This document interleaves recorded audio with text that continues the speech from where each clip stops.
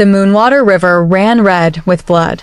Commander Roderick's daughter knelt by the water's edge, washing the ash from her face. The screams had stopped hours ago. Her village was gone. Her father was dead, and she was the last one left alive. Sera dipped her trembling hands into the cold current, watching crimson swirl away from her fingertips. She should run. Hide. But exhaustion had stolen her will to flee. Let the wolves come. Let them finish what the war had started. A twig snapped behind her. She spun, reaching for the dagger hidden in her skirts. But the blade fell from her nerveless fingers when she saw him. He stood like a god carved from shadow and moonlight, tall, broad-shouldered, with eyes that gleamed gold in the darkness. The Alpha King himself, Alaric the Untamed, the monster who had destroyed everything she loved. "You're a long way from the battlefield, little lamb," he said, his voice a low rumble that made her skin prickle. "Don't call me that." Sera lifted her chin, refusing to cower. If she was going to die, she would die with her father's pride intact. Alaric's lips curved into something that wasn't quite a smile. He moved closer, circling her like a predator testing his prey. "Your accent. You're from the borderlands. The conquered territory. The murdered territory," she corrected, hatred burning in her chest. "You kill them all. War requires sacrifice." He stopped in front of her, so close she could feel the heat radiating from his body. "But I didn't kill you." "Why?" "I don't know. Maybe your bloodlust was finally satisfied." His hand shot out, catching her jaw in a grip that was firm but not painful. He tilted her face toward the moonlight, studying her with an intensity that made her breath catch. "You have your father's eyes.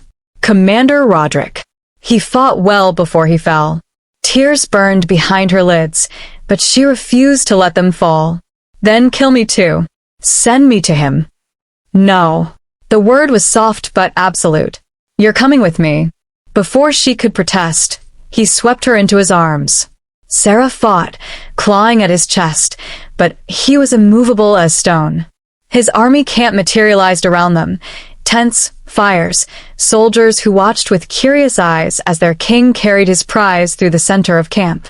He took her to the largest tent and set her down. The space was simple but commanding, furs and weapons scattered across dark wood furniture. A bed dominated one corner. Sera backed away, her heart hammering. "What do you want from me?" Alaric removed his battle-worn cloak, revealing the powerful frame beneath. Scars crisscrossed his chest, each one a story of survival. "You belong to me now. Spoils of war." "I belong to no one." Defiant, he stalked toward her, and she retreated until her back hit the tent pole. "Good. I despise weakness." He caged her in with his arms, his face inches from hers. She could smell him, earth and smoke and something wild that called to a part of her she didn't understand. His eyes had shifted fully to gold now, the wolf rising to the surface. "I should hate you," she whispered, even as her traitorous body leaned toward him. "You do hate me." His thumb brushed her lower lip, sending sparks down her spine. "That's what makes this interesting." When he kissed her, it was nothing like she'd imagined. Fierce and claiming, a battle they were both determined to win. She bit his lip hard enough to draw blood, and he growled, pressing her harder against the pole. His hands tangled in her hair, angling her head for deeper access. Sera's mind screamed at her to fight, but her body had other ideas. She gripped his shoulders, feeling the play of muscle beneath her fingers. The kiss went on and on, stealing her breath and her sanity. When he finally pulled back, they were both breathing hard. His eyes blazed with triumph and something darker, hunger. "You'll come to the palace with me," he said, as a reminder of my victory. That night blurred into sensation and shadow, his touch both gentle and demanding, her resistance crumbling beneath the weight of something she couldn't name. When dawn painted the tent walls gold, she lay tangled in his furs, marked and changed forever. Alaric rose, his back to her as he dressed. When he finally turned, his face was a cold mask, the tender warrior from the night before completely gone. "Guards," he called. 2 soldiers entered immediately. Alaric gestured to Sera without looking at her. Take her to the palace. Make her a servant. Let her learn her place. Sera sat up, clutching the furs to her chest. What? His golden eyes met hers, empty of all emotion. You're nothing to me. Just another conquest. Serve me well, and you'll survive. As the guards dragged her away, still wearing his scent and his marks, Sera made a vow. She would survive. She would remember. And one day, somehow, the untamed king would pay for what he'd taken from her. The last thing she saw was Alaric standing at the tent entrance, his jaw clenched, his hands fisted at his sides. Neither of them knew that their story had only just begun. 3 months in the Shadowfang Palace had taught Sera many things. She learned that marble floors could break your knees if you scrubbed them long enough. That nobles laughed louder when servants suffered. That the other maids whispered the king's shame whenever she passed, their voices dripping with malice and pity.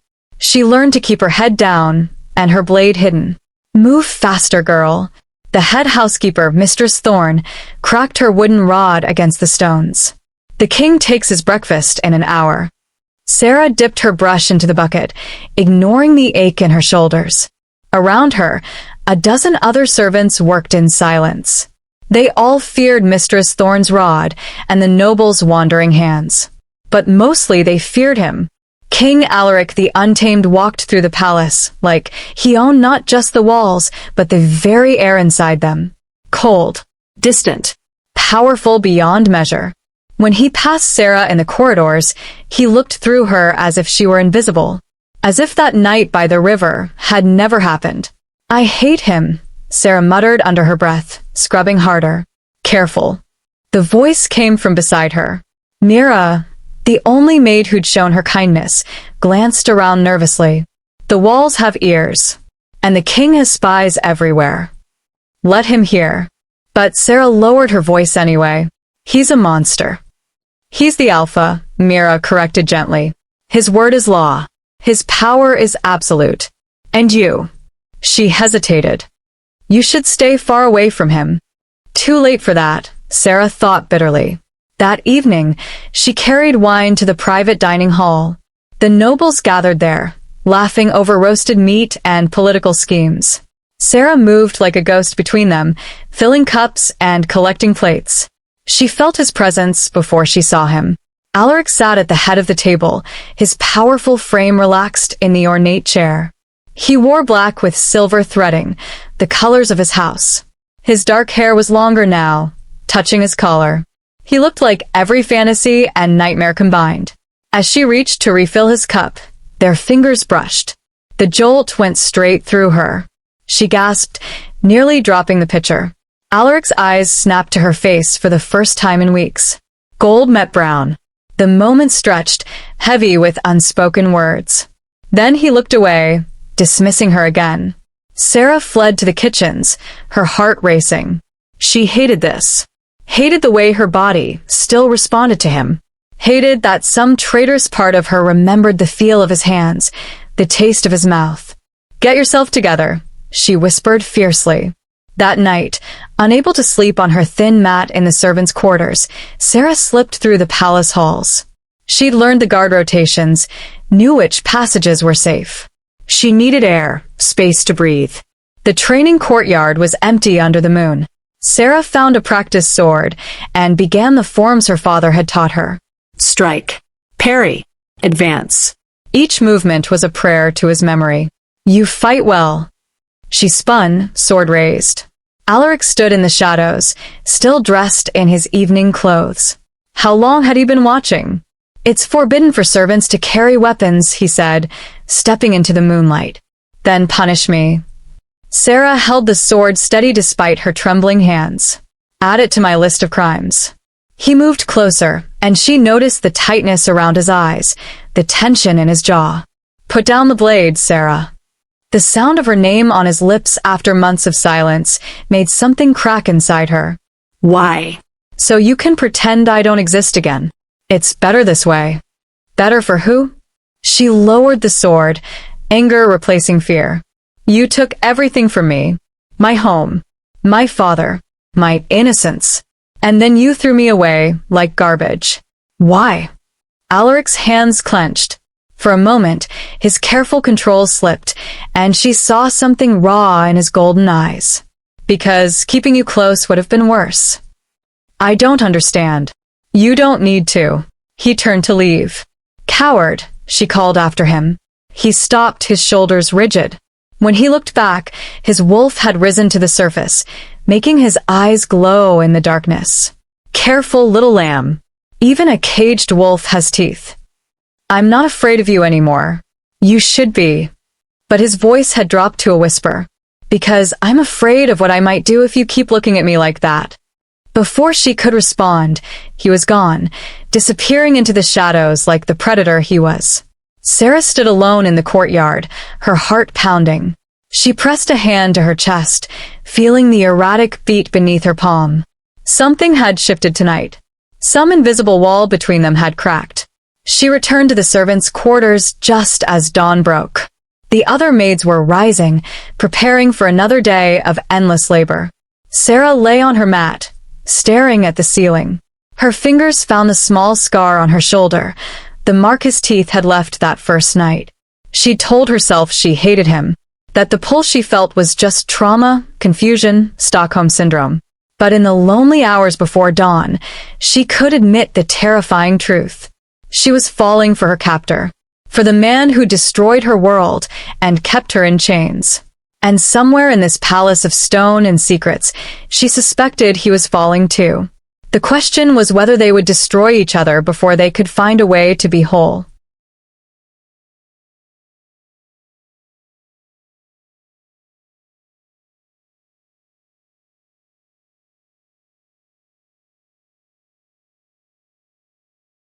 The palace erupted in preparation for the arrival of Prince Caius.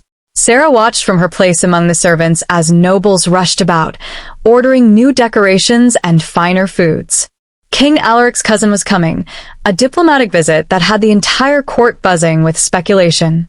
They say Prince Caius is handsome as sin, Mira whispered as they polished silver. Charming. Everything the king isn't. Sera said nothing, but her hands tightened on the cloth. She'd heard the rumors.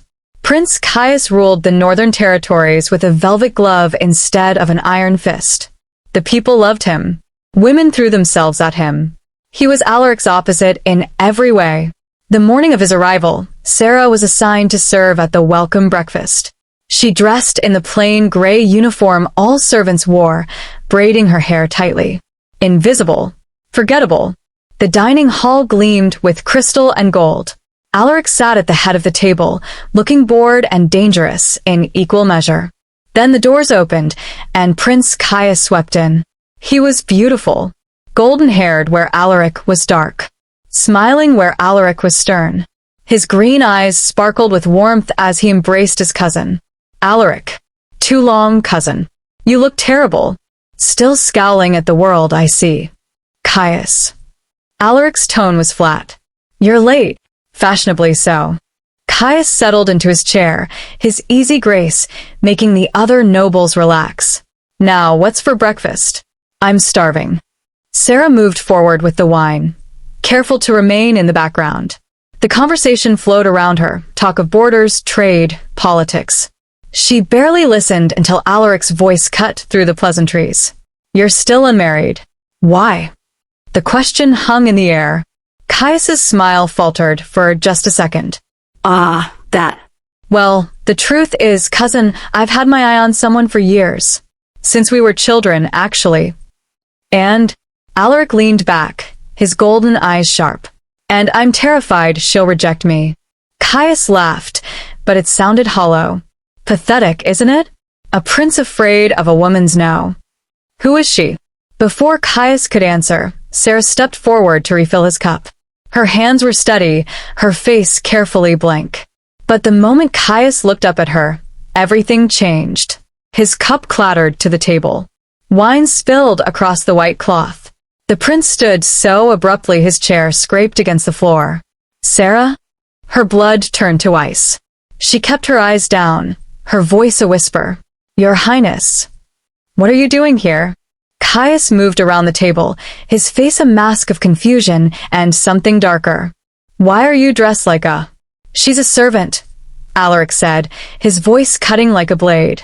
Sit down, Caius. But Caius ignored him, circling Sera like she was a puzzle he couldn't solve. A servant? That's impossible. You're Commander Roderick's daughter.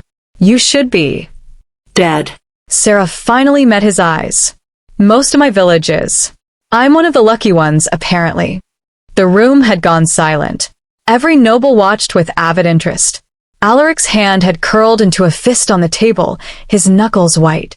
Caius's expression shifted, understanding dawning. You were in the borderlands, during the war. His gaze flicked to Alaric, then back to Sera. You were taken. I was claimed, she said quietly, as spoils. Something flickered in Caius's green eyes. Anger. Pity. And beneath it all, that same predatory interest Alaric sometimes wore. I see. He reached out to touch her face, but Alaric was suddenly there, his hand catching his cousin's wrist. Don't. The two alphas faced each other. The temperature in the room seemed to drop 10 degrees. She's a servant, cousin, Caius said softly. Surely I'm allowed to. No. The word came out as a growl. Caius pulled his hand back slowly, a smile playing at his lips. Interesting. Very interesting indeed. Sera used the distraction to slip away, her heart hammering. She could feel both sets of eyes on her back as she fled to the kitchens. What were the chances? Of all the people in all the kingdoms, why did Alaric's cousin have to be him? She'd known Caius as a boy. Before the war, when the territories still traded peacefully, his family had visited hers. He'd been charming even then, following her around like a puppy, declaring his love with the earnest intensity of youth. She'd been flattered, but uninterested. He was nobility. She was a soldier's daughter. It could never work. Now, everything had changed. And the way he'd looked at her just now, that wasn't the innocent admiration of a boy. That was the calculation of a man who saw an opportunity. That evening, Sera was summoned to serve dinner. When she entered the smaller dining room, only Alaric and Caius remained, deep in conversation. Can't possibly expect to remain unmarried forever, Caius was saying. The council can go to hell, Alaric interrupted. Sera set down the wine and turned to leave, but Caius called out, Wait, stay. Pour us another glass. She had no choice but to obey. As she filled their cups, she felt Caius watching her every move. When she finished, he caught her wrist gently. Tell me, Sera, are you happy here? As a servant in my cousin's palace? The question was a trap. She could feel it. I serve where I'm placed, Your Highness. That's not what I asked. His thumb rubbed across her pulse point. Are you happy? Caius, Alaric warned. It's a simple question, cousin. Unless you have some reason I shouldn't ask it. The air crackled with tension. Sera pulled her hand away carefully. If that's all, Your Highnesses, I should return to my duties. Of course. Caius smiled, but it didn't reach his eyes. We'll talk again soon. I promise. As she fled the room for the second time that day, Sera heard Caius laugh. Well, this visit just got much more interesting. She didn't hear Alaric's response, but she felt the crash that followed, the sound of something expensive shattering against a wall.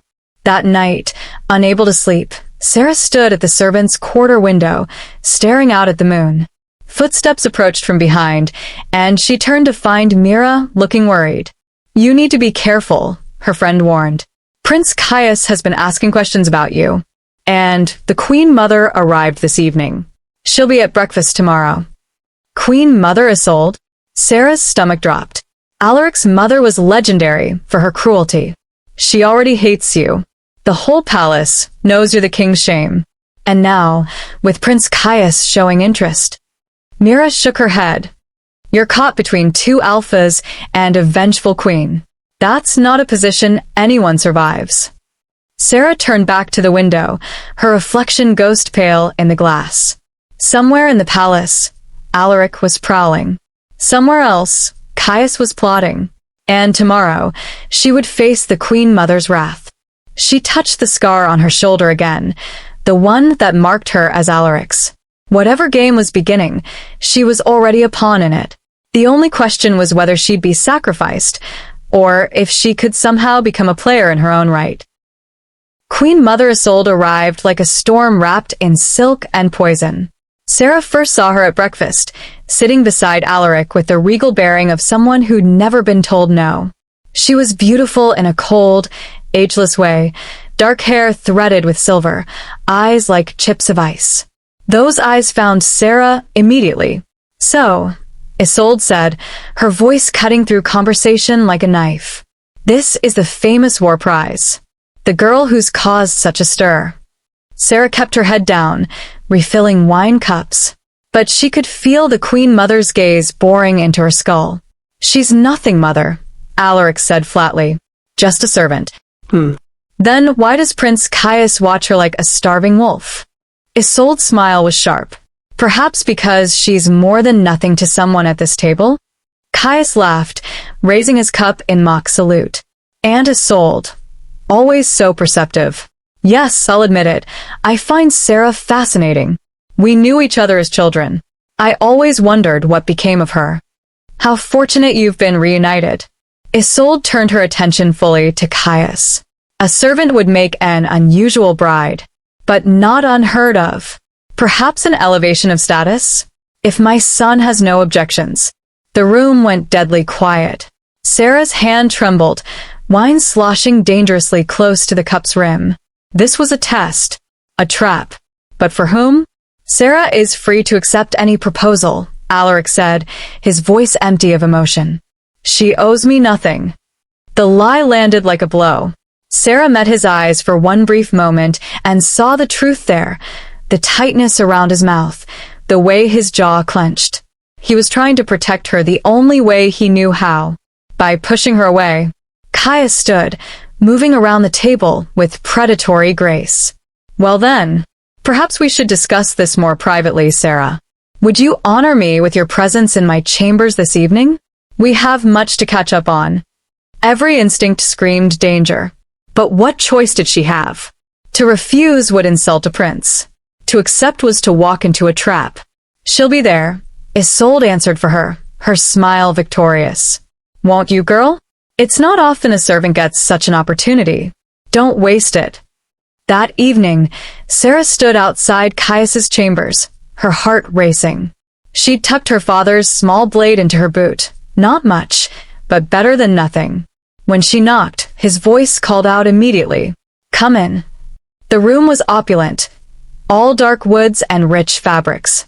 Caius stood by the window, silhouetted against the sunset.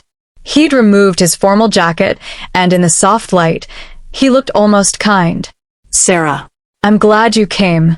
He gestured to a chair. Please sit. I want to talk. She remained standing. What do you want, Prince Caius? Direct as ever. He poured 2 glasses of wine, offering her one. When she didn't take it, he set both down. Do you remember the summer we met? You were 13, I think. I was 15. I followed you everywhere. I remember. I told you I'd marry you one day. His smile was nostalgic. You laughed at me, said a soldier's daughter couldn't marry a prince. But I never forgot you, Sera. Even when your territory fell, even when I thought you were dead, I never forgot. That was a long time ago, Sera said carefully. We're different people now. Are we? Caius moved closer, and she forced herself not to retreat. You're still the most beautiful woman I've ever seen. Still brave and proud, even in servant's clothes. And I'm still the man who wants to give you everything. I don't want anything from you. Liar. The word was soft but certain. You want freedom, status, revenge on the king who destroyed your life. I can give you all of that. Marry me, Sera. Become the princess. Make Alaric watch while you rise above him. It was tempting. God, it was tempting. To have power again. To make Alaric feel a fraction of the pain he'd caused her. But something felt wrong. The way Caius looked at her wasn't love, it was possession. The same look Alaric had worn that first night, but colder. more calculated. I need time to think, she said. Of course. Caius's hand shot out, catching her wrist. His grip was gentle but firm. But while you think, remember something. You're a servant now. No protection. No rights. Anyone could claim you, hurt you, use you. His other hand came up to cup her face, and Sera's blood ran cold. This wasn't a proposal. It was a threat. Whereas if you were mine, Caius continued, his thumb brushing her lips, you'd be untouchable, safe, cherished. She tried to pull away, but he held fast. Let me go. Just one kiss. To seal the bargain. To remember what we could have been. His mouth descended toward hers, and Sera panicked. She brought her knee up hard, catching him in the stomach. He stumbled back, surprise flashing across his face. Then his expression darkened. You little. He lunged, and they crashed into the wall. His hand fisted in her hair, yanking her head back. You forget your place, servant. I'm being kind, offering you a choice. But there are other ways to get what I want. His mouth crushed against hers, brutal and punishing. Sera bit down hard, tasting blood. Caius cursed, pulling back just enough for her to scream. The door exploded inward. Alaric stood there, his eyes blazing gold, his wolf fully surfaced. The temperature plummeted as his power filled the room like a living thing. Get away From her. Each word was a growl, barely human. Caius released Sera immediately, blood trickling from his lip. Cousin, we were just... Alaric's fist connected with Caius's jaw with a sickening crack. The prince hit the floor hard, and Alaric was on him instantly, his hand wrapped around his cousin's throat. Touch her again, Alaric snarled, his canines extending, and I'll tear out your throat, cousin or not. Brother or not. King or not. Do you understand me? The king's shame. Caius choked out, laughing even as he struggled for air. That's what she is. That's what she'll always be. And you're so far gone on her you can't even see. Alaric's fist drew back for another blow, but Sera grabbed his arm. Stop. Please. He's not worth it. For a moment, she thought he wouldn't listen. His wolf had taken control. All reason fled. But then his eyes found hers, and something in her gaze reached through the rage. He released Caius, who collapsed gasping. Alaric turned to Sera, his hand coming up to her face, where Caius had grabbed her. His touch was impossibly gentle, at odds with the violence still thrumming through him. Did he hurt you? She shook her head, unable to speak past the lump in her throat. Alaric's jaw tightened, and for just a moment, she saw past the cold king to the man beneath, wounded, furious, protective. Get out, he told her, his voice rough. Before I do something we'll both regret. Sera fled, but not before hearing Caius's laughter follow her into the hall. She's in your blood now, cousin. This won't end well. For either of you. She ran all the way back to the servants' quarters, her whole body shaking. Behind her, she heard the sounds of destruction, furniture breaking, Alaric's roar of fury. Mira found her curled on her mat, tears streaming down her face. What happened? Everything, Sera whispered. Everything just fell apart, because now the entire palace would know. Alaric had shown his hand, revealed the truth he'd been hiding for months. He cared. He'd always cared. And that made them both targets for anyone who wanted to hurt the untamed king, starting with his own family. Dawn brought the summons Sera had been dreading. The royal council demanded her presence. As she walked through the palace corridors flanked by guards, servants scattered like leaves before a storm. They knew. Everyone knew what had happened in Prince Caius's chambers. The throne room was packed with nobles, all eyes turning to her as she entered. Alaric sat on his throne, stone-faced and silent. Beside him stood Queen Mother Isolde, radiating triumph. And Prince Caius, one side of his perfect face swollen and bruised, smiled at her like a serpent. Sera of the Borderlands, Isolde's voice rang out. You stand accused of bewitching not one but two members of the royal family, of using dark arts to seduce the king and his cousin. How do you plead? Sera's hands clenched. I've done nothing wrong. Nothing. Caius stepped forward, playing to the crowd. You attacked me in my own chambers when I offered you the honor of marriage. You've corrupted the king's judgment, made him violent against his own blood. If that's not witchcraft, what is? Murmurs rippled through the assembly. Sera searched for Alaric's eyes, but he stared straight ahead, his face an impenetrable mask. Your Majesty, Isolde addressed her son. You've been merciful to this girl, kept her as a servant when she should have been sold, but she's abused your kindness. It's time to end this. What do you propose? Alaric's voice was flat, emotionless. Banishment. To the wildwood. Isolde's smile was cruel. Let the cursed forest claim her. If she's innocent, the gods will protect her. If she's guilty, well, the wolves will have their justice. The wildwood. Even a name made nobles cross themselves. It was where monsters lived, not werewolves, but things older and darker. No one who entered the wildwood ever returned. All in favor?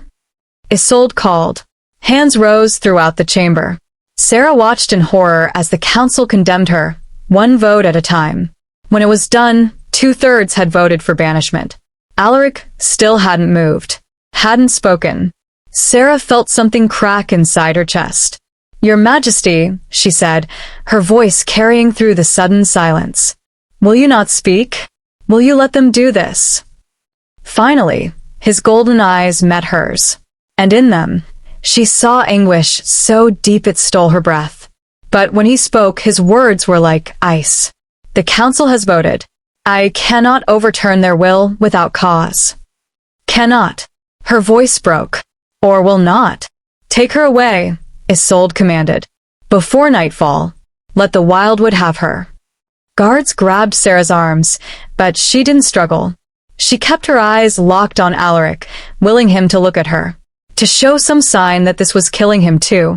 But he sat on his throne like a statue, unmoved and unmoving. As they dragged her toward the doors, Sera found her voice one last time. I never needed your mercy, Alpha King. I only needed you to see me. She saw him flinch, just barely, just enough. Then the doors closed, and he was gone. They gave her an hour to prepare. Sera was allowed to change from her servant's dress into traveling clothes, worn leather and thick wool. A guard handed her a small pack with a water skin and a day's worth of bread. More than you deserve, he muttered. Mira found her in the courtyard, tears streaming down her kind face. This isn't right. Everyone knows you're innocent. Innocence doesn't matter here. Sera embraced her friend. Thank you. For everything. You'll survive, Mira whispered fiercely. Your father's daughter. You'll find a way. Sera wished she believed that. The ride to the wildwood's edge took 2 hours. The forest loomed before them, its trees twisted and dark even in afternoon sunlight. Birds didn't sing here. The wind didn't blow. Everything was still, as if the world itself was holding its breath. This is as far as we go, the guard captain said, dismounting. You walk from here.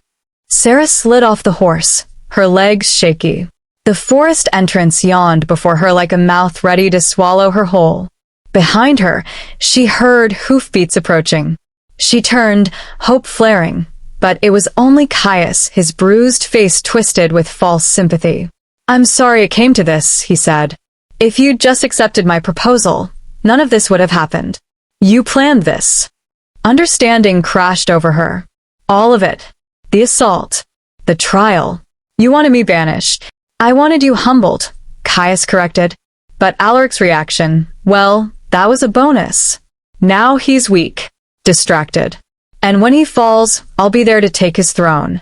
He leaned down from his horse, his voice dropping. If you somehow survive, remember this. I always get what I want, one way or another. Then he was gone, leaving her alone at the forest's edge. Sera took a deep breath and stepped into the wildwood. The moment she crossed the threshold, the world changed. The temperature dropped 20 degrees. The light dimmed to perpetual twilight. And in the distance, something howled. Not a wolf, but something older. She walked for what felt like hours, following no path, trusting only instinct. Her father's voice echoed in her memory. When you're lost, keep moving. Movement is survival. Night fell, true night, complete and suffocating. Sera made camp in a hollow tree, her small fire barely keeping the darkness at bay. She didn't sleep, couldn't sleep. Every crack of a twig, every rustle of leaves sent her hand to her father's blade. But the monsters never came. And as she sat there, alone in the cursed forest, Sera finally let herself cry. For her father, for her village, for the girl she'd been before war destroyed everything. And yes, even for Alaric. Because despite everything, despite his cruelty and his coldness, she'd seen the truth in his eyes. He loved her, and it had cost him nothing to admit it. Nothing except his pride, his reputation, his carefully constructed armor. But it wasn't enough. Love without courage was just another cage. Dawn broke gray and cold. Sera stood, shouldered her pack, and continued deeper into the wildwood. If they thought banishment would break her, they were wrong. She was Commander Roderick's daughter, a soldier's child, and she would survive this, just like she'd survived everything else. What she didn't know was that 3 days' journey away, Alaric sat on his throne, drunk and broken, staring at the empty space where she'd stood during her trial. His council thought they'd won. His mother thought she'd finally rid herself of the problem. But the untamed king had never been tamed at all. He'd been waiting, planning, and now, as the blood moon began to rise, he was done playing by their rules. "Ready my horse," he told his most loyal guard. "I'm going hunting." The guard paled. "Your Majesty, the wildwood." I said, "Ready my horse." Because Alaric had learned something in the 3 days since Sera's banishment. Something that terrified him more than any curse or ancient monster. He couldn't live without her. And he'd burn down his entire kingdom before he let her die alone in those woods. The wildwood had teeth. Sera learned this on her 4th day, when the trees themselves seemed to shift, blocking paths that had been clear moments before. The forest was alive, ancient, aware, and deeply hostile to intruders. But she refused to die here. Each morning, she woke with the dawn and practiced her father's training routines. Sword forms with a branch, hand-to-hand combinations against tree trunks. Her body ached, her hands blistered, but the pain kept her sharp. A warrior's mind must be stronger than their body, her father used to say. So she kept her mind busy. She built a proper shelter in a cave overlooking a stream, set snares for rabbits, found edible plants. The wildwood tried to break her, but Commander Roderick's daughter refused to break. Still, the nights were hardest. In the darkness, when the fire burned low, she remembered things she'd tried to forget. The way Alaric's eyes had softened that night in the training courtyard. How his hands had trembled when he touched her face in Caius's chambers. The absolute devastation in his expression during the trial. He didn't fight for you, she told herself firmly. He let them banish you. He's not worth these tears. But the tears came anyway. 1 week became 2. Sera grew lean and hard, her reflexes sharpening. She spotted signs of other creatures, massive claw marks on trees, tracks too large to belong to any natural wolf. But whatever made them never showed itself. Sometimes she felt watched, not by predators but by something else. The forest itself, maybe, judging whether she was worthy of survival. On the 14th night, as she sat by her fire, she finally spoke aloud. "My father was Commander Roderick of the Borderlands. He taught me to be strong, to never surrender." Her voice echoed strangely in the dark. "He died in your king's war, died defending his home from conquest. And I." Her hands clenched. "I fell in love with his killer." The admission hung in the air like smoke. Sera laughed bitterly. Pathetic, right? The great warrior's daughter, pining for the monster who destroyed everything she loved. A branch snapped behind her. Sera spun, blade drawn, every muscle coiled. But it was only a deer. Huge and silver, its eyes too intelligent for any normal animal. It watched her for a long moment, then turned and disappeared into the trees. "Even the forest judges me," she muttered. That night, she dreamed of Alaric. They were back in his tent, that first night. But this time, when he reached for her, she didn't fight. She met him halfway, their bodies coming together like a storm finally breaking. His hands were gentle, reverent. His kisses tasted of apology and promise. "I see you," he whispered against her skin. "I've always seen you, Sera. I was just too broken to admit it." She woke gasping, her body aching with phantom touches. The fire had burned down to embers. And standing at the edge of her camp, barely visible in the pre-dawn darkness, was a wolf. Not one of the cursed creatures of the wildwood. A real wolf, massive and black, with eyes that gleamed gold in the dying firelight. Sera's breath caught. Alaric. The wolf took a step closer, and she saw the intelligence in its gaze. Too much intelligence for a simple animal. But before she could move, howls erupted from the forest. Not one or two, but dozens. The hunting pack had found them. The black wolf's ears flattened. It turned toward the howls, positioning itself between Sera and the approaching danger. Even in wolf form, he was protecting her. "You idiot," Sera breathed. "They'll kill you." The first attack came from the east, 3 twisted creatures that were more nightmare than wolf. The black wolf met them with savage fury, all teeth and claws and primal rage. But they kept coming, more and more, drawn by the scent of blood and the promise of prey. Sera grabbed a burning branch from her fire. "Like hell you're dying for me again." She jumped into the fray, fire in one hand, her father's blade in the other. The creatures screamed as flames met fur. One lunged at her throat. She ducked and drove her knife up through its jaw.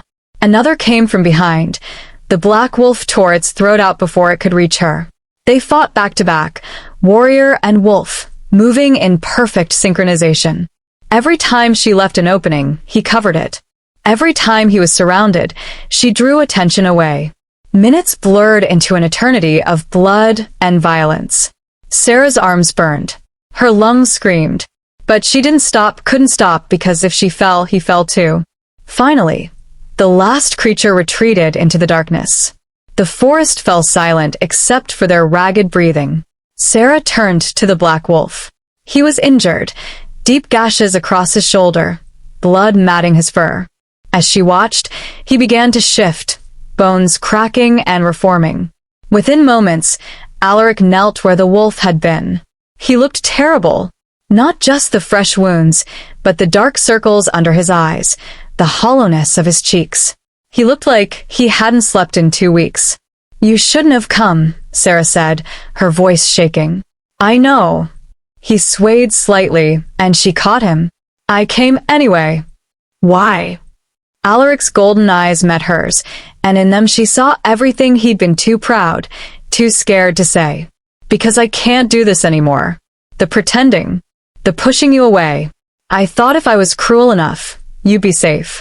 That my mother and Caius would lose interest. But I was wrong." He touched her face with a blood-stained hand. "I was wrong about everything. And every day you were gone felt like dying." Sera's throat tightened. The trial was torture. Watching them condemn you. Knowing I couldn't stop it without exposing us both to worse. His jaw clenched. "I chose the wrong path. I should have claimed you openly. Damn the consequences." "You're an idiot." "I know." A ghost of a smile crossed his face. "But I'm your idiot. If you'll have me." She should say no. Should push him away, make him feel a fraction of the pain he'd caused her. But standing there, covered in blood and exhaustion, with his eyes begging for forgiveness, she couldn't. "You were a monster to me once," she whispered. "I know, but monsters can change." She pulled him closer, her forehead resting against his. "Can't they?" Instead of answering with words, Alaric kissed her. It was nothing like that first, brutal claiming. This was apology and promise, desperation and hope, all wrapped in the simple press of lips. When they finally broke apart, the sun was rising, painting the wildwood gold. "We can't stay here," Alaric said. "We need to get back to the palace. Caius and my mother, they're planning something. I need to stop them. You need to rest first. Sera helped him toward her shelter. Those wounds will heal. I'm an alpha.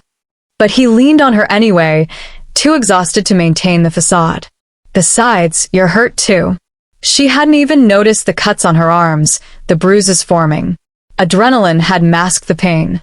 Now it came crashing back. They collapsed in her cave, their backs against the stone wall. Alaric pulled her against his chest, his arms wrapping around her like he was afraid she'd disappear. I searched for you every day, he admitted quietly. The forest kept hiding you. Like it was testing me. Maybe it was, Sera said. The wildwood is strange. Alive in ways I don't understand. It didn't kill you. That means something. She tilted her head back to look at him. What? That you're stronger than any curse. Braver than any warrior I've ever known. His hand came up to cup her face. I love you, Sera. I should have said it months ago. I'm saying it now. The words hung between them, fragile and precious. Sera felt tears prick her eyes. You destroyed my life. I know. You took everything from me. I know. His voice broke. And I'll spend the rest of my life trying to make it right. If you let me. She was quiet for a long moment, feeling the steady beat of his heart beneath her palm. My father would hate you. He'd be right too. But he also taught me that people can change. That redemption is possible, even for monsters.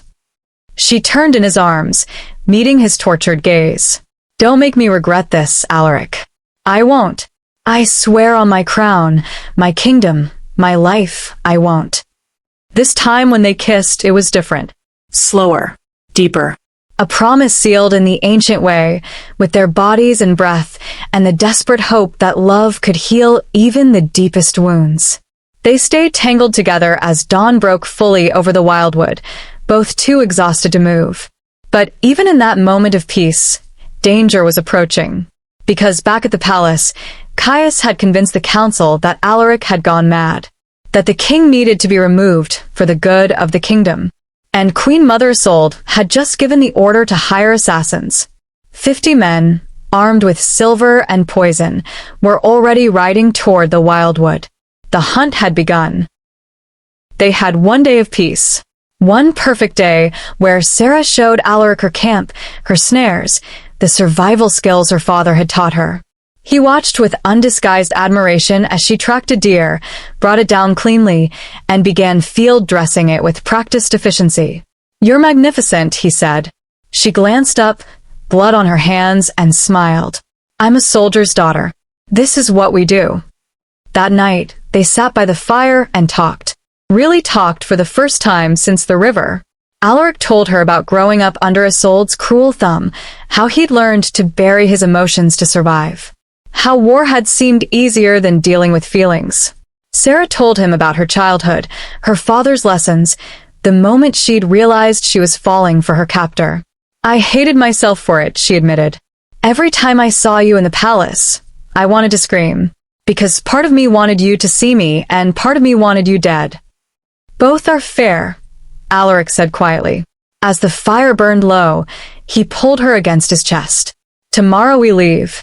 We face whatever's coming together. Together, she agreed. But the assassins arrived at midnight. Sera woke to Alaric's hand over her mouth, his eyes blazing gold in the darkness. He pointed toward the forest edge.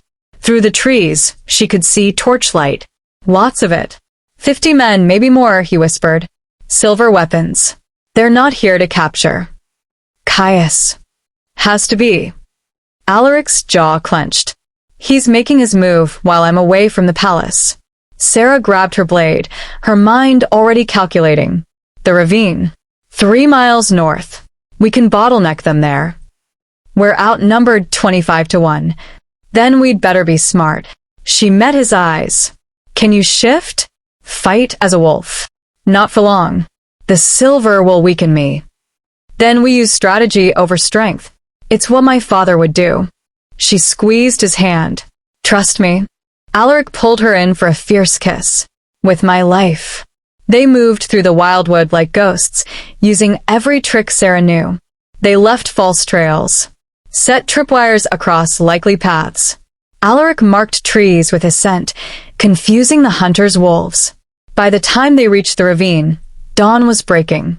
The narrow pass was exactly as Sera remembered, steep walls on both sides, only wide enough for 2 men to walk abreast. "They'll have to come through here," she said. "We take the high ground." They climbed the ravine walls and waited. It didn't take long. The assassins came at dawn, confident and careless. They thought they were hunting a lovesick king and a helpless girl. They were wrong. Sera's first arrow took the lead scout through the throat. Before his body hit the ground, she knocked another. Alaric had shifted to his half-wolf form, a terrifying mix of man and beast, and leaped into the fray. The ambush was devastating. Cramped in the ravine, the assassins couldn't use their numbers. Sera picked them off with her father's precision while Alaric tore through their ranks like a force of nature. But there were so many, and they had silver. A blade grazed Alaric's ribs, and he roared in pain. The silver burned, weakening him. Sera saw him stumble and didn't hesitate. She jumped from her perch, landing among the assassins with her blade flashing. Her father's training took over. Dodge. Strike. Roll. She moved like water, never staying still long enough for them to land a hit. But exhaustion was setting in. Her arms felt like lead. Her lungs burned. An assassin's sword sliced across her shoulder. Pain exploded through her, but she used the momentum to spin, driving her blade through his chest. She yanked it free and faced the next opponent. Then Alaric was there, blood-soaked and magnificent, fighting back-to-back with her again. "I've got left," he gasped. "Right," she confirmed. They fought like they'd been doing it for years instead of days. Every movement complementary, every opening covered. When Sera's blade stuck in bone, Alaric's claws finished the job. When he was surrounded, she created space with brutal efficiency. The assassins began to retreat, their confidence shattered. Whatever they'd been paid, it wasn't enough to face this. But their leader, a massive man with cold eyes, stood his ground. "The bounty is 100 gold pieces for the king's head. Who wants to be rich?" 10 men stayed. The best fighters, the ones confident in their skills. Sera and Alaric stood in the center of the ravine, bleeding and exhausted but unbowed. "Final offer," the leader said. "Walk away, girl. Let us take the king. Live to see another day." Sera laughed, the sound slightly unhinged. "You really don't know who my father was, do you?" She charged. What happened next would be sung about in taverns for years. The soldier's daughter and the untamed king, fighting against impossible odds. Blood and silver and moonlight. A battle that should have ended in death, but instead ended in victory. When the last assassin fell, Sera collapsed to her knees. Her shoulder wound was serious, blood soaking through her shirt. Alaric, still in half-shift, limped toward her. "We did it," she breathed. "You did it." He shifted back to human form, his own wounds beginning to heal. "I've never seen anyone fight like that. My father would be proud." Alaric pulled her against him carefully, mindful of her injury. "As am I." They stayed like that for a long moment, 2 broken people holding each other together. Then Sera pulled back, her eyes hard with determination. "Caius sent them." "Yes." "Then we go back. We end this." She stood, swaying slightly. "We take back your kingdom and make them pay for what they've done." Alaric rose beside her, and despite his wounds, despite the silver poisoning still in his system, he looked every inch the king. "Together?" Sera held out her hand. "Together." As they clasped hands, the sun broke over the ravine, painting them both in gold. Behind them, the battlefield was strewn with bodies. Ahead, the path back to the palace and whatever waited there. But they weren't running anymore, weren't hiding. The untamed king and the soldier's daughter were going to war. And heaven help anyone who stood in their way. The journey back took 2 days. Alaric's wounds healed quickly, his alpha constitution burning through the silver poison. But Sera's shoulder injury was serious. By the 2nd day, she was fevered and weak, though she refused to slow down. We have to keep moving, she insisted, her voice thready. Caius will consolidate power every hour we delay. Not if you're dead, Alaric growled. He'd been carrying her for the last mile, and she'd finally stopped protesting. That night, he laid her by the fire and carefully cleaned her wound. The gash was deep, edges inflamed.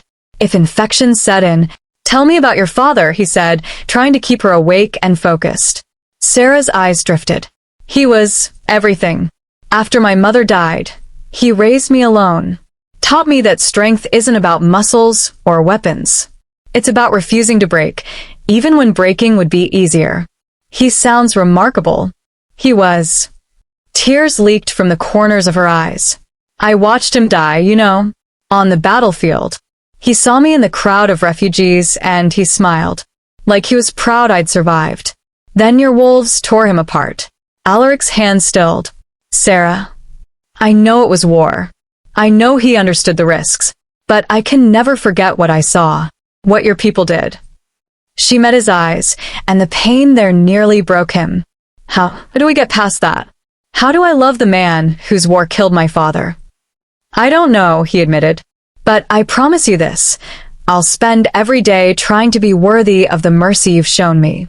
And your father's sacrifice won't be meaningless. When we take back the kingdom, things will change. How? No more conquest. No more taking prisoners as spoils. Women will have voices in the council. And we'll build a monument to the fallen, so no one forgets the cost of power. He cupped her face gently. It won't bring him back, but maybe it can mean his death wasn't in vain.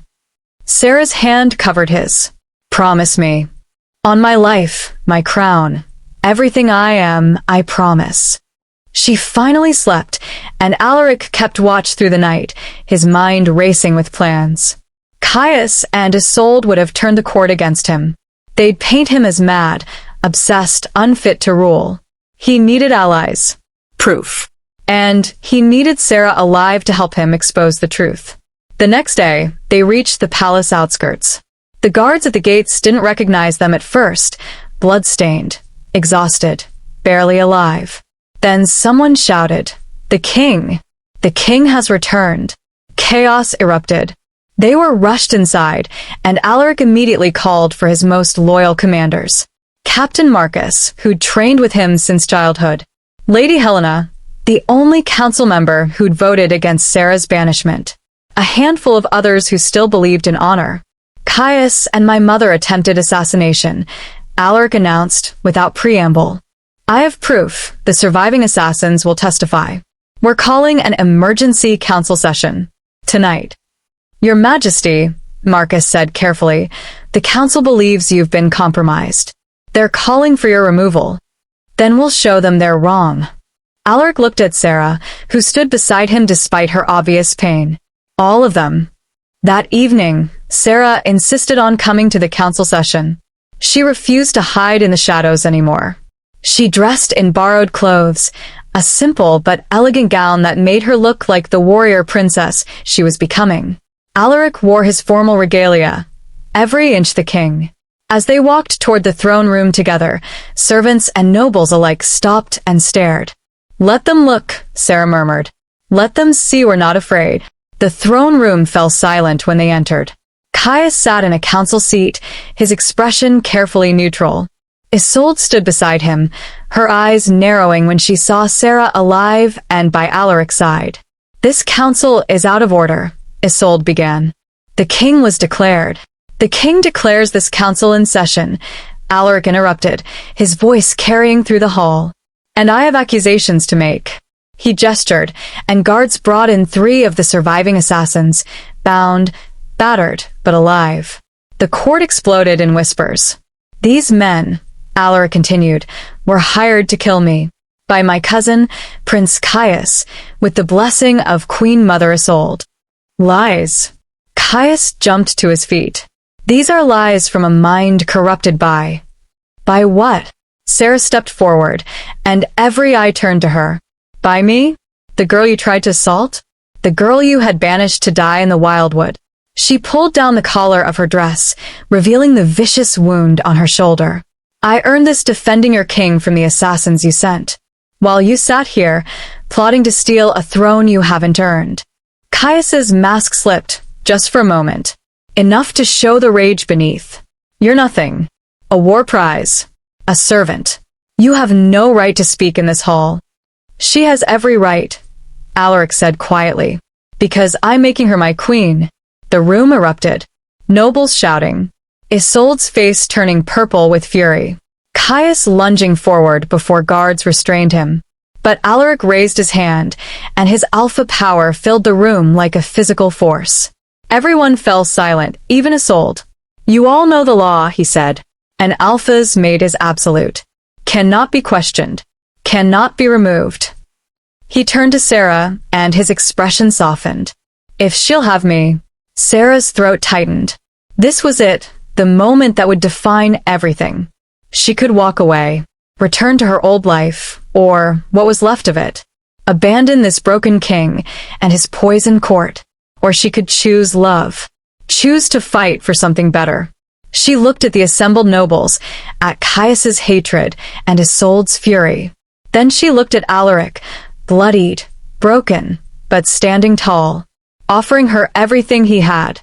Yes, she said simply. I'll have you. Alaric pulled her close and kissed her in front of the entire court. It was a claim, a promise, a declaration of war against everyone who'd tried to destroy them. When they finally broke apart, he turned back to the council. Now, we deal with the traitors. The testimony of the assassins was damning. They named Caius and Isolde directly, described the gold they'd been paid, the orders they'd received. Under Alaric's questioning, one finally broke and admitted the entire conspiracy. Isolde tried to run. She made it 3 steps before guards blocked her path. I won't be imprisoned by my own son, she hissed. Everything I did was for your own good. That girl has poisoned you.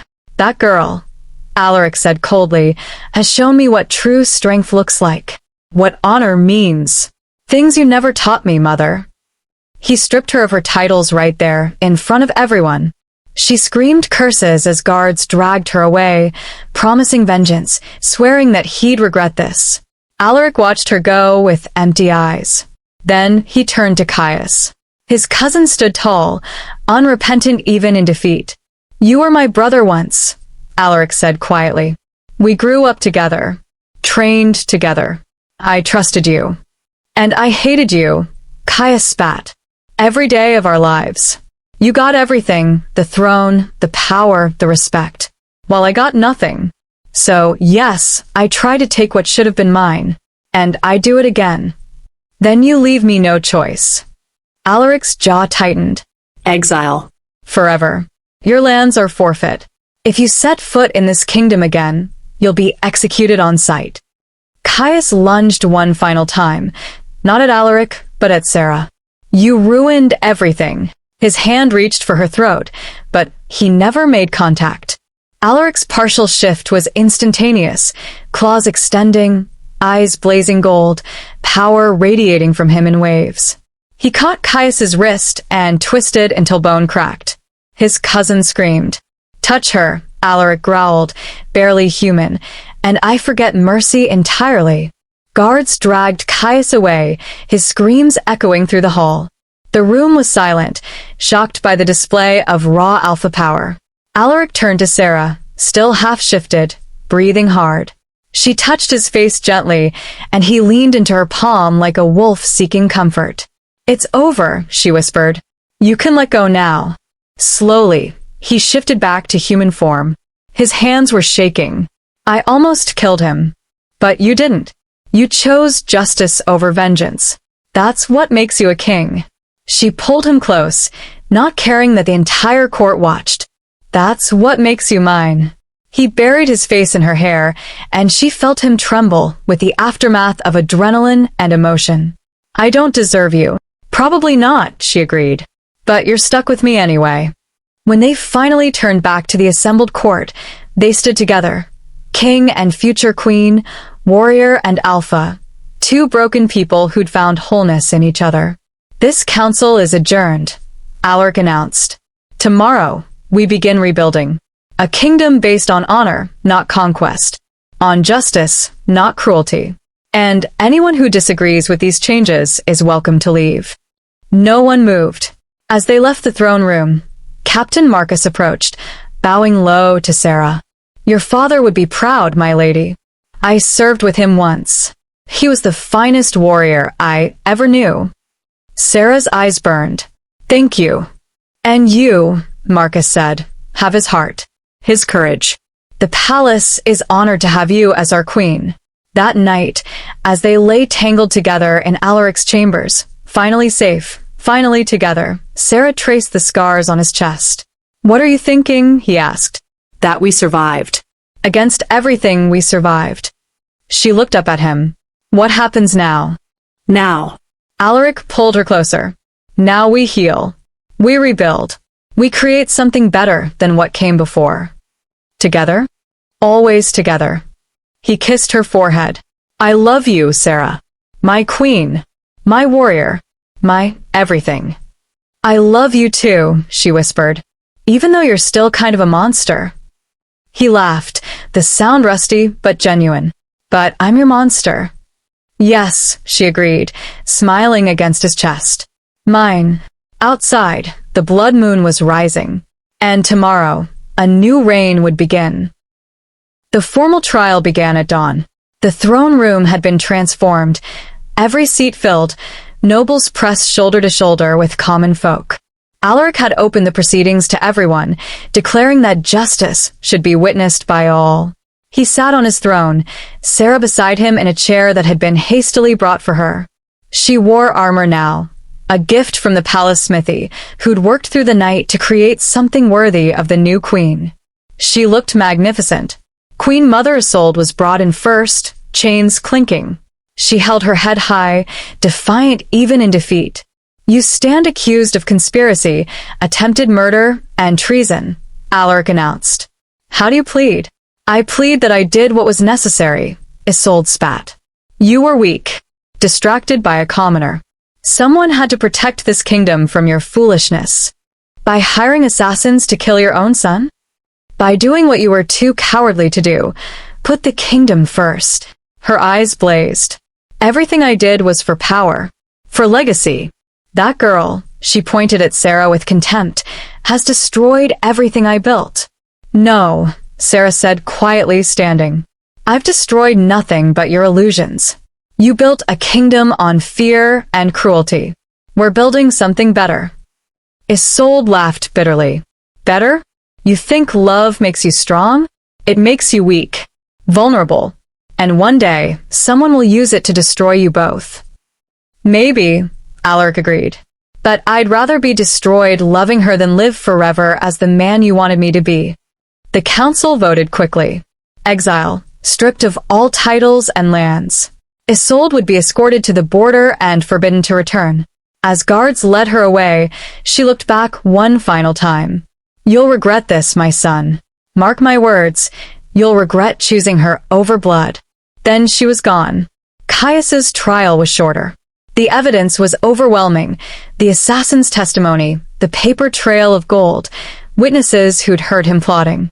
He stood before the throne, bruised and broken, and said nothing in his defense. Anything to say? Alaric asked. Caius met his cousin's eyes. Only that you've won. For now. But power is cyclical, cousin. What rises must fall. And when you fall, and you will, I hope she's there to watch it happen. Remove him, Alaric ordered. But as guards grabbed Caius's arms, he suddenly twisted free. His hand shot out, a hidden blade flashing towards Sera's throat. Alaric moved with supernatural speed, catching Caius's wrist. Then his control shattered. His eyes blazed gold, his body beginning to shift. Power radiated from him in waves that made every wolf in the room whimper and submit. I warned you, he growled, his voice barely human. I told you what would happen if you touched her again. Your Majesty, no. Captain Marcus stepped forward. He's not worth it. Don't stain your honor. But it was Sera who stopped him. She placed her hand on Alaric's chest, right over his pounding heart. Let him go. He tried to kill you. I know. But if you kill him now, in rage, you become the monster they say you are. Her voice was gentle but firm. You're better than this. Better than him. Alaric's whole body trembled with the effort of restraint. Slowly, agonizingly, he released Caius and stepped back. The shift receded, leaving him breathing hard but human. Exile, he rasped. Now. Before I change my mind. Caius was dragged away, screaming promises of vengeance. But they sounded hollow now, the threats of a broken man. When the throne room finally cleared, Alaric collapsed into his throne, exhausted. Sera knelt beside him, taking his hands in hers. You did the right thing, she said softly. Doesn't feel right. Feels like letting evil go unpunished. Exile is punishment. You showed mercy, without showing weakness. That's what a true king does. He pulled her up into his lap, not caring about protocol or propriety. I couldn't have done this without you. Yes, you could have. But I'm glad you didn't have to. They sat like that for a long moment, just breathing, just being. Then Alaric stirred, something shifting in his expression. There's one more thing I need to do. He rose, pulling Sera to her feet, and led her from the throne room. They walked through the palace, down corridors she'd once scrubbed as a servant, until they reached a small private courtyard. The entire court had followed, curious. Alaric gestured for them to stay back, giving him space. Then he turned to Sera, and in front of everyone dropped to one knee. The first time I claimed you, it was as spoils of war, he said. The second time, it was in desperation, trying to protect you from my family. But this time, I want to do it right. He pulled a ring from his pocket, a simple band of silver and moonstone. Sera of the Borderlands.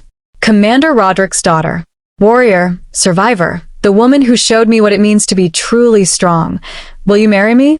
Not as a prize or a political move, but as my equal, my partner, my choice.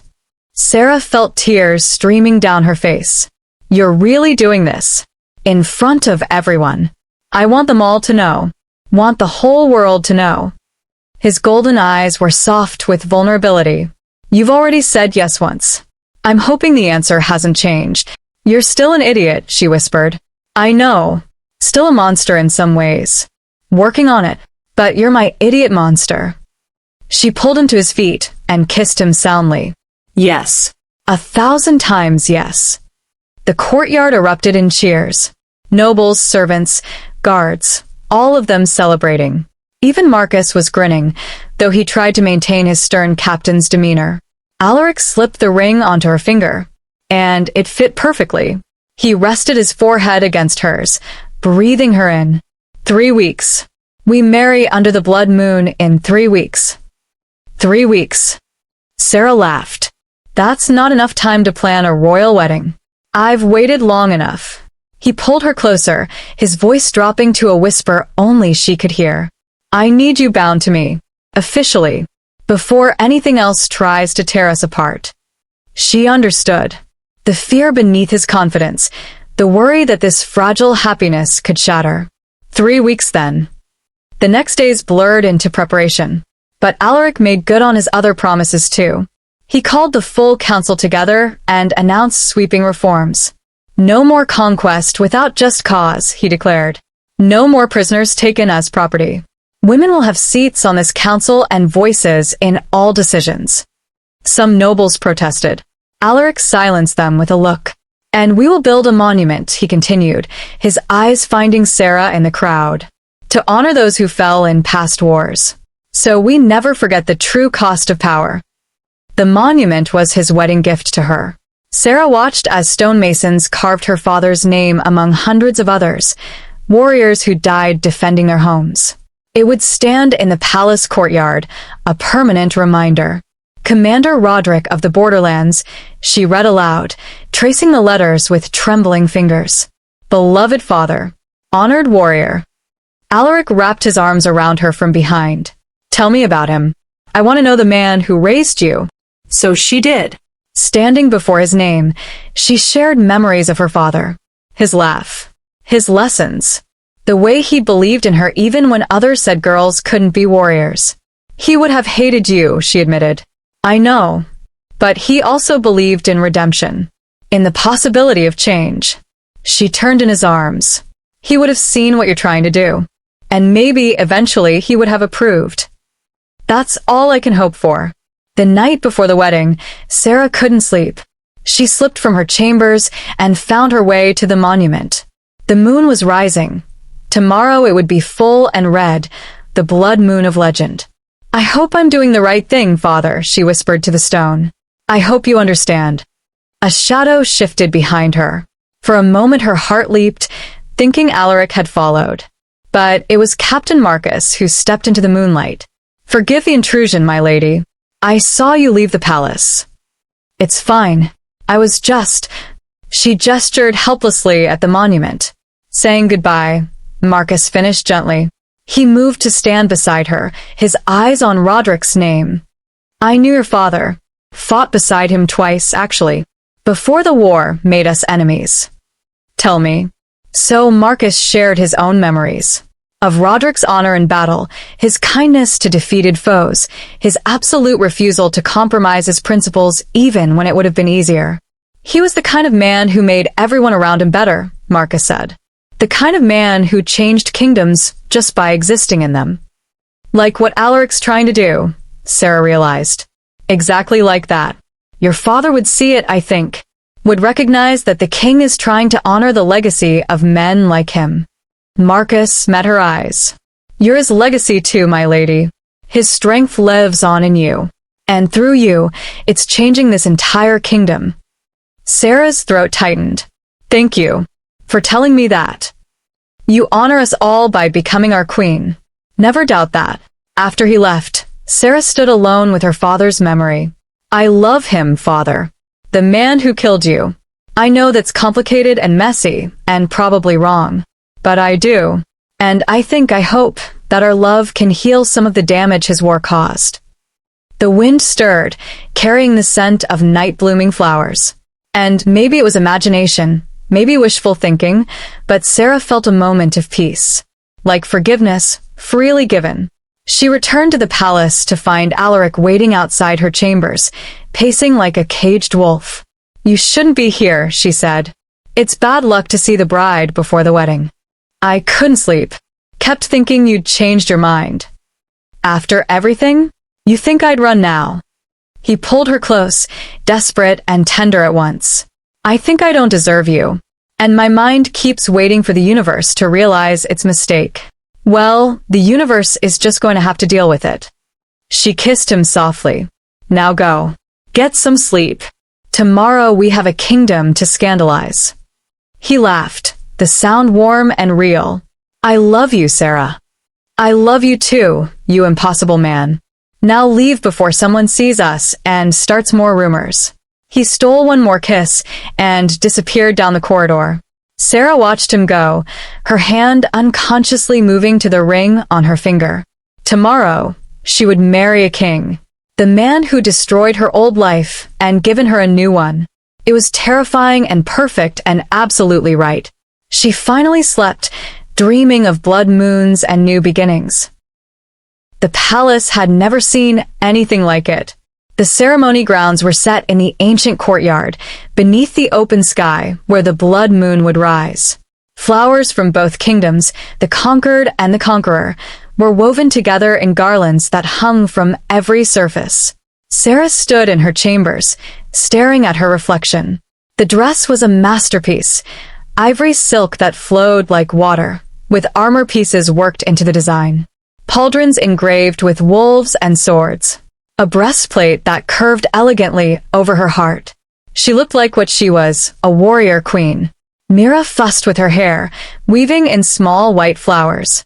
You're beautiful, my lady. I'm terrified, Sera admitted. That's how you know it matters. Mira stepped back, admiring her work. Your father would be so proud. Would he? Sera touched the locket around her neck, the only thing she had left from her old life. Inside was a tiny portrait of Roderick, smiling.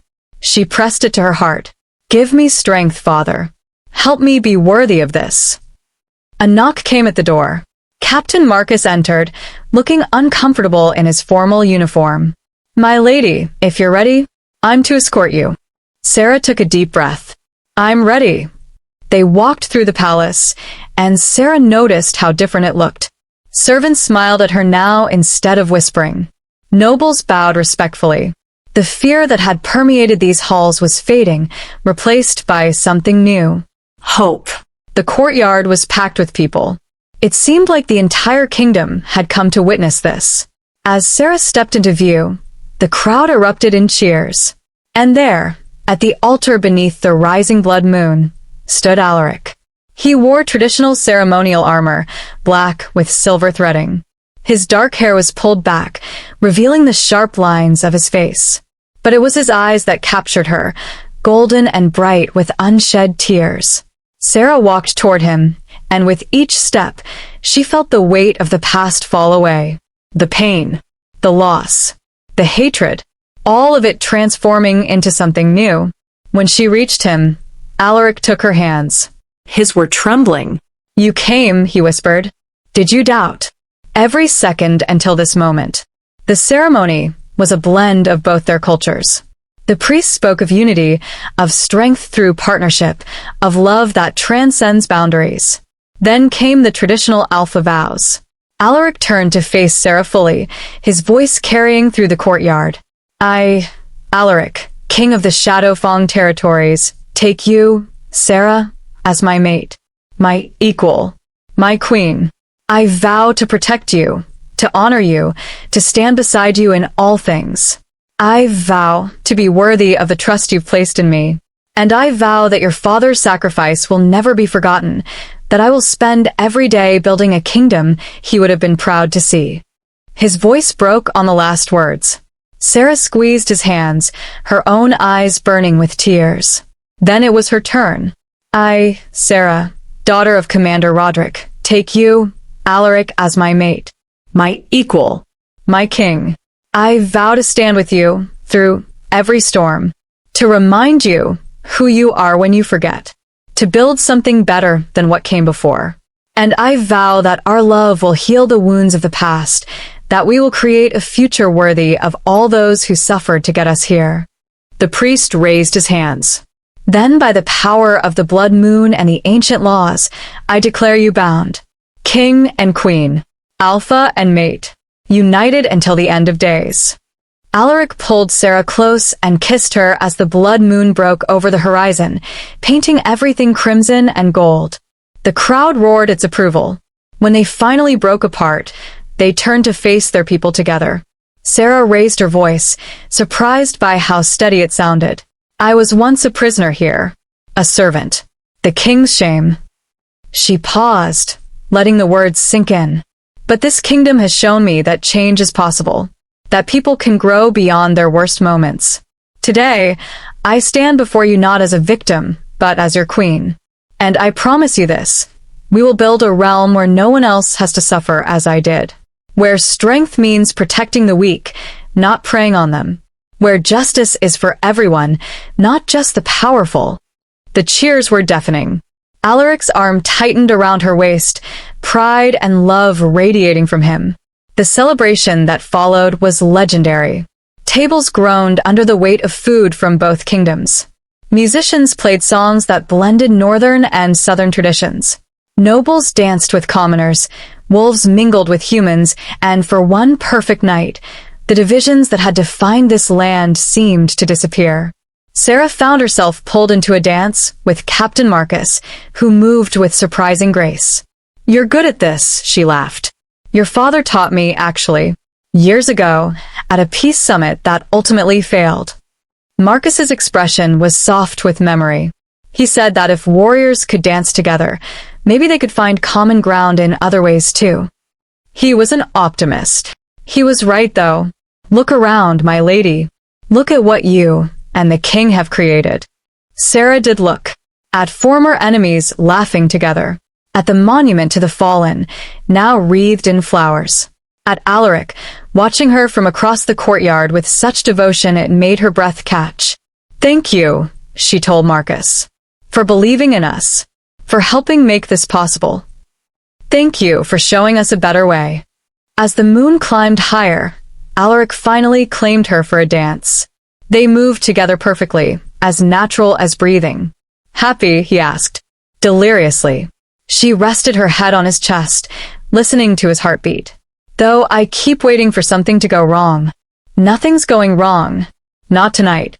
Not ever again, if I have anything to say about it. That's a bold promise, Your Majesty. I'm a bold man. Hadn't you noticed? She laughed, the sound bright and free. Around them, their people celebrated. Above them, the blood moon watched. And between them, love, hard-won and precious, blazed bright enough to light the darkness. As midnight approached, they slipped away from the celebration. Alaric led Sera to the highest tower in the palace, where they could see the entire kingdom spread before them. This is ours now, he said softly. All of it. The responsibility, the burden, the chance to do better. No, Sera corrected. It's theirs. She gestured to the lights below, the people still celebrating. We're just the ones who get to serve them. Alaric pulled her against him, his chin resting on top of her head. How did I get so lucky? To find you by that river. To have you survive everything I put you through. To have you forgive me enough to stand beside me. It wasn't luck. It was choice.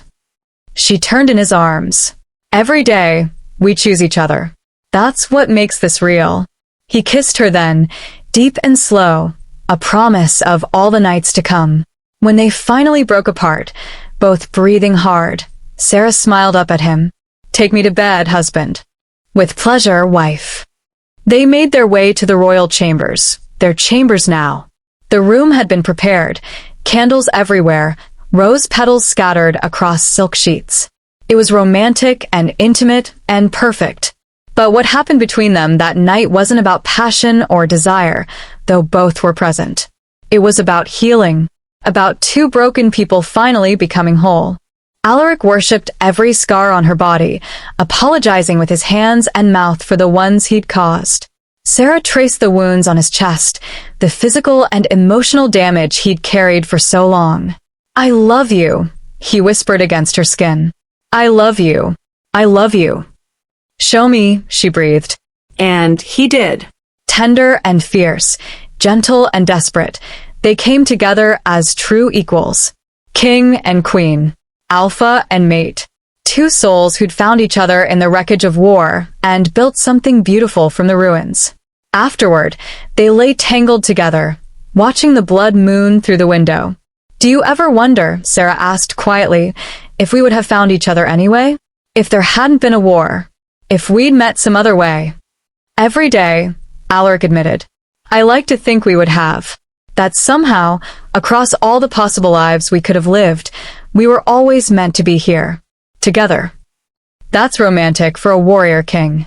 You've made me romantic. Among other things. He kissed her temple. You've made me better, Sera. In every way that matters. We made each other better, she corrected. That's what love does when it's real. They fell asleep like that, wrapped in each other, and the promise of tomorrow. 5 years later, Sera stood on the balcony, watching the sun rise over a kingdom transformed. The monument to the fallen had been joined by a library, a hospital, schools. The policies she and Alaric had implemented had spread peace and prosperity throughout the realm. Small arms wrapped around her legs.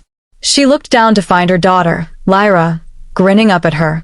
Mama, father says we can go riding today. Does he now? Sera scooped up her daughter, marveling as always at the miracle of her. Lyra had her father's golden eyes and her mother's stubborn chin, a perfect blend of both their strengths. And me. Her son, Roderick, named for his grandfather, came running onto the balcony. He had her brown eyes and his father's dark hair, and at 4 years old, he was already showing signs of his alpha nature. Alaric followed more slowly, looking rumpled and content in the morning light. He'd aged well, silver threading through his hair now, laugh lines crinkling his eyes. You promised riding, Sera reminded him, even as he pulled her close for a kiss that made the children giggle. I did, right after breakfast. He took Lyra from her arms, settling both children on his hips with practiced ease. Come on, little wolves. Let's feed you, so we can tire you out properly. They headed back inside, and Sera paused for one moment on the balcony. From here, she could see everything they'd built. A kingdom at peace. A people thriving. A future bright with possibility. Sometimes she still dreamed of that night by the river. But the dreams were different now, not nightmares but memories. Reminders of how far they'd come. "Sera?" Alaric called from inside. "You coming?" "Yes," she called back, smiling. "Right there." She took one last look at the monument in the courtyard, at her father's name carved in stone. "We did it, Father. We built something worth fighting for. I hope you're proud." The wind stirred, warm and gentle, and in her heart, she felt his answer. Inside, her family waited. Her husband, still her partner, still her choice, still the man she chose every day. Her children, the next generation, who would grow up knowing love instead of war. Alaric reached for her hand as she entered, and she took it without hesitation. 20 years ago, he'd destroyed her world. 10 years ago, he'd given her a new one.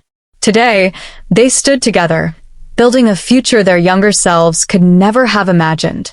"No regrets?" he asked softly, the question that had become their private joke. She smiled, squeezing his hand. "Only that it took you so long to see me." He laughed, pulling her close for another kiss while the children made exaggerated gagging noises. Worth the wait, though. Definitely worth the wait. As the blood moon rose that night, a regular occurrence now, no longer fearsome but familiar, Sera and Alaric stood on their balcony again. The children were asleep.